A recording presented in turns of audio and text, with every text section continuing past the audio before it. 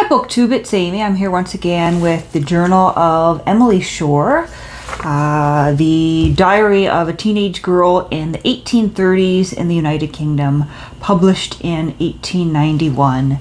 And we are on page 191. We are in April of the year 1837. And the first entry for today is April 12th, which was a Wednesday. In the evening, as I was sitting by the fire reading Gil Blas Courage, enter Mr. Dornford. I forget how it began. Something led Mr. Dornford to speak of the state of his parish, and of the demoralizing effect of the old poor laws, especially in destroying the feelings of gratitude and affection in the son towards the father, by taking the latter off the hands of the former and placing him in the workhouse. He mentioned a frightful instance of this callous insensibility in a man of his parish, who, being very well off for his station in life, having a comfortable dwelling, a spare room, and a wife who had little to occupy her time, refused to support a respectable and kind-hearted old father, who was above 80 and bedridden, and allowed him to go to the workhouse. When there, he seldom came to see him, occasionally brought him a bit of meat, gave him no money, and said he could not spare him a blanket when the poor old man was starving with cold. One day the father was being lifted out of bed by a woman not strong enough to do it, and he fell. She sent for his son to raise him up again, and he dispatched one of his men to do it. Finally the father died, and the son followed him to the grave, wept over him, and donned a smart suit of mourning. Mr. Dornford then enlarged a good deal on the horrible evils of the old system, and showed how, by its old provisions, it encouraged early marriages among the poor instead of checking them. He traced it back to the war when the farmers, through the high price of corn, gaining immense wealth, considered themselves so raised above their servants and laborers, who used always to share their meals with them, that they no longer admitted them to the same table with themselves, and the same familiarity as before, which drove them, some of them to the public house, others to early marrying, for the sake of getting a comfortable home.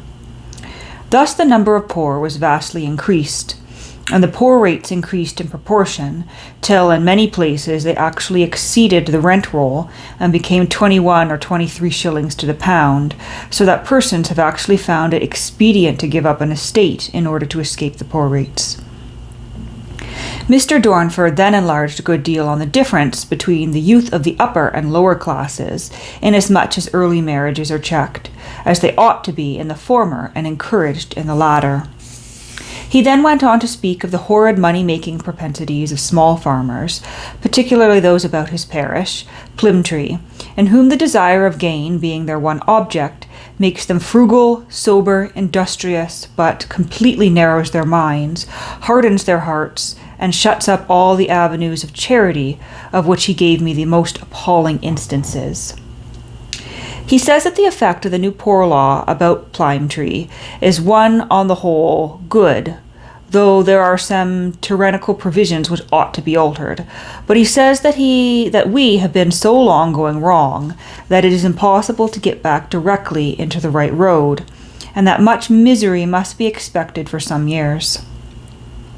One evil is the arrangements about medical man, forcing the poor to go to some particular medical man, who may live perhaps 8 miles off and may not be at home when the patient comes, so that he loses an infinity of valuable time.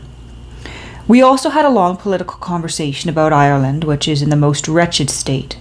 Mr. Dornford says that, humanly speaking, nothing can preserve Ireland from civil war, but a change of ministry. That the present ministry are endeavouring to throw open the corporations to the Catholics on the ground that they are to the Protestants as 5-1. That if this is done, the corporations will be filled with Catholics and become centres of agitation throughout the country, with O'Connell, the master fiend, at their head. That notwithstanding, they are numerically inferior, yet such is the superiority of the Protestants in the land, in opulence, in education, and chivalric spirit, that if they and the Catholics were to fight it out among themselves, Mr. D is of the opinion the Protestants would conquer. He also stated sentiments about the Catholic emancipation, very different from Papa's, which I gave on December 19th, 1832. Mr. Dornford's style of conversation is peculiar from its being so full of illustrations, sometimes very apt. I quite agree to one in particular of which he made use this evening, that a physician experimenting on his patients is like a pilot in the Pacific who sounds and thinks he is in deep water and then unexpectedly comes on a coral reef. This is just what physicians do, so they need not wonder that their patients die. April 17, Monday. I am not of those who think the recollection of past pleasures agreeable. I am much more inclined with Montgomery to wet with unseen tears those graves of memory where sleep the joys of former years. And while I write this, I feel a sadness at heart which is quite oppressive. Above all, the recollection of one enjoyment is intensely clear and intensely painful, and that enjoyment is the being able to get out into the open air in spring or summer after a long confinement with a fever. Twice have I known this at Woodbury, and the delight of it is heavenly. Willingly would I pay the penalty of another fever for the sake of enjoying it once more. I seem even now to feel the bright sunshine of June, to breathe the soft and balmy air, fragrant with the bloom of summer, to gaze with delight on the garden blazing with 10,000 flowers, to tread with slow and feeble yet delighted feet on the soft green turf, to see the verdurous meadows and cool leafy woods, to drink in the joyous song of 100 warblers. Oh, I seemed in paradise. Oh, for those times to return. It is impossible for language to describe my sensations when I was first drawn out in a little garden chair on our lovely lawn, unable to walk, but my heart bounding with ecstasies at all I saw and heard and felt. Oh, for summer, oh, for Woodbury. Oh, for home, for the sweet scenes I know so well, for the dear companions whom I love. Well, I am sure that wherever my future life will be spent, Woodbury will always be with me, a grave where sleep the joys of another years.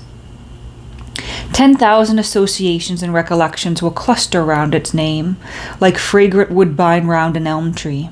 And if I live in the most lovely spot on earth, my sweetest and most delightful remembrances of nature and the country will always be united with Woodbury, and every brilliant summer day will always carry me back to the gardens, woods, and fields of Woodbury. And last, not least, wherever I meet with the friends whose society I have enjoyed there, I shall think again of dear Woodbury. And I think we're going to leave it there on that very nice sentiment. I think a great many of us have those feelings about places we've lived over the years. So when we come back tomorrow, we will be on the entry for April 20th of 1837.